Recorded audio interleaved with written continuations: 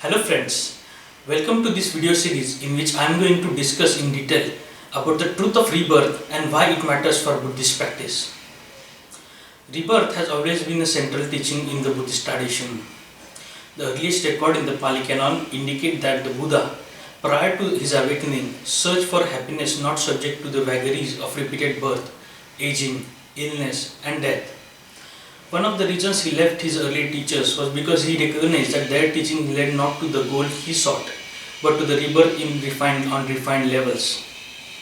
On the night of his awakening, two of the three knowledges leading to his release from his suffering focused on the topic of rebirth.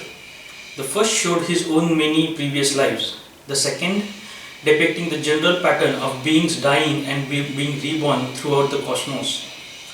This showed the connection between rebirth and karma or action. When he did finally attain release from suffering, he recognized that he had achieved his goal because he had touched the dimension that not only was free from birth, but also had freed him ever from being ever reborn again.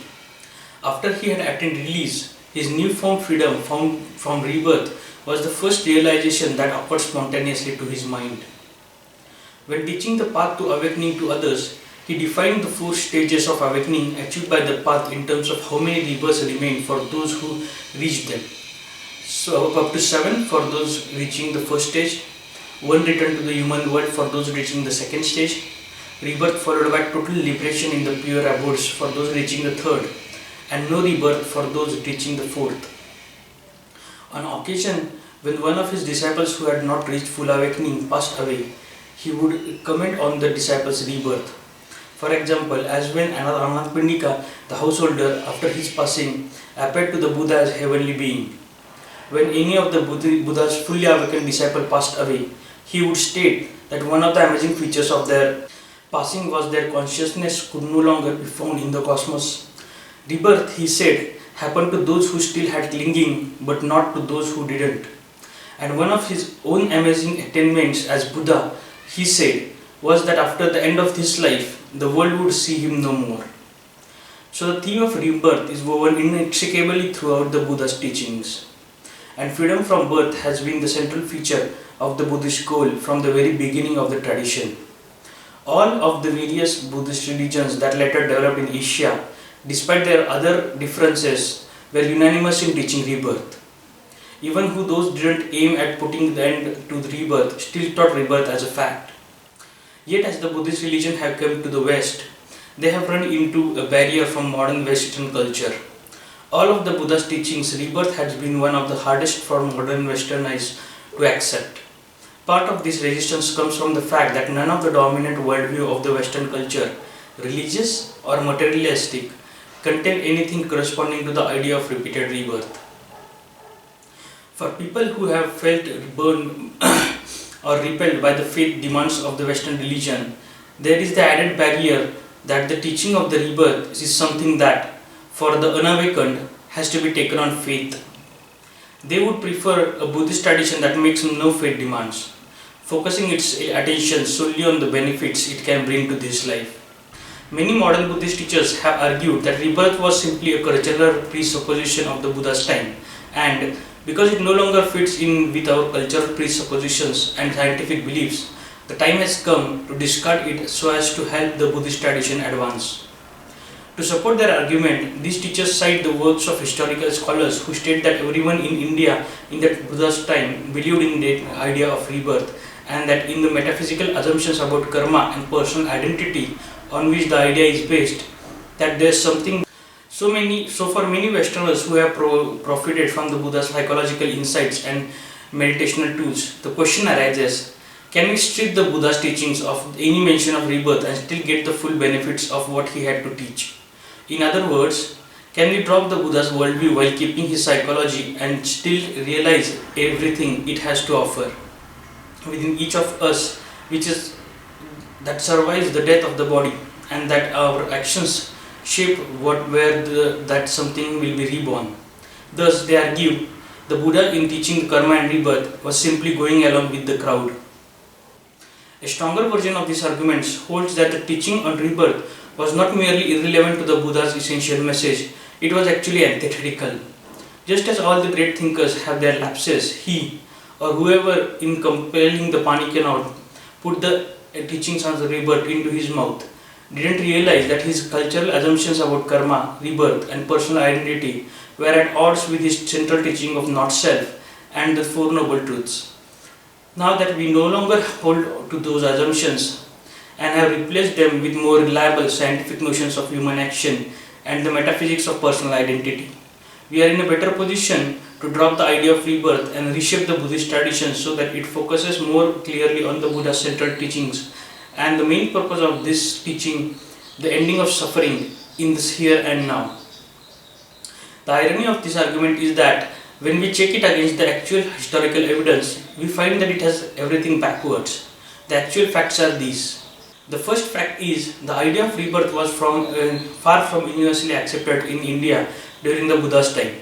Some schools of thought actively rejected it, others affirmed it, and thinkers on both sides offered widely differing metaphysical ideas about personal identity in support of their positions. In other words, even those who agreed that rebirth did or didn't happen disagreed as to what or what wasn't reborn. At the same time, those who did agree on teachings of rebirth disagreed on the role played by karma or action in the process of rebirth. Some maintained that action influenced the course of one's lives after death, others that it played no role at all. The second fact is that he also made rebirth an integral part of his explanation of the Four Noble Truths and the understanding of causality and dependent co-arising. On those truths are based because dependent co-arising contains many feedback loops in which one factor reproduces the factors that feed it. It has self-sustaining process with the potential to maintain itself indefinitely. This is why rebirth has been the potential to keep repeating as rebirth until something is actively done to cut the feedback loops that keep the process going. At the same time, because dependent co-arising operates on many scales, from the micro level of events in the mind to the macro level of lifetime across time in the cosmos, it shows how micro events can lead to rebirth on the macro scale, and conversely how the practice of training the mind can put an end to all forms of suffering, including rebirth, on every level. What this means in practice is that no matter how much you observe the events in dependent co-arising in the present moment, if you don't appreciate the potential to sustain one another indefinitely, you don't fully comprehend them. And if you don't fully comprehend them, you can't gain full release from them. The third fact is that the Buddha suggested that his contemporaries drop their metaphysical assumptions about personal identity if they wanted to. Practice the path suggested that he would make the same suggestions to people in the modern world. To get the most out of his teachings, it's necessary to recognize that we have metaphysical assumptions about personal identity and the world, and that unless we put them aside, those assumptions will prevent us from looking deeply enough at the immediate experience in the terms described in dependent co-arising. To see the experience in terms of dependent co-arising means identifying the mental events and choices that lead to rebirth and other forms of suffering, and to developing the knowledge that can put them to an end. In other words, part of the practice even today lies in confirming the Buddha was right about the connection between karma and rebirth, and that his rightness was timeless.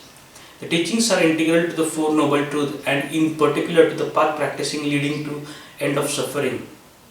To discard these teachings won't help Buddhism to advance. It will prevent the teachings from fulfilling their purpose. Although it's possible to gain some benefit from Buddha's teachings, without accepting that what he said about rebirth, if we want to get most out of his teachings, and we owe it to ourselves to give the statements on rebirth a fair hearing. Because rebirth is such an important working hypothesis in following the path all the way to the end of suffering, and because misinformation on these points is so widespread, it is necessary to discuss the Buddha's actual teachings and their context in some detail. In the videos following this video, I will go in detail on Buddha's teachings on rebirth. Thank you very much. If you found this video insightful, please like, share and subscribe to my channel. Thank you very much.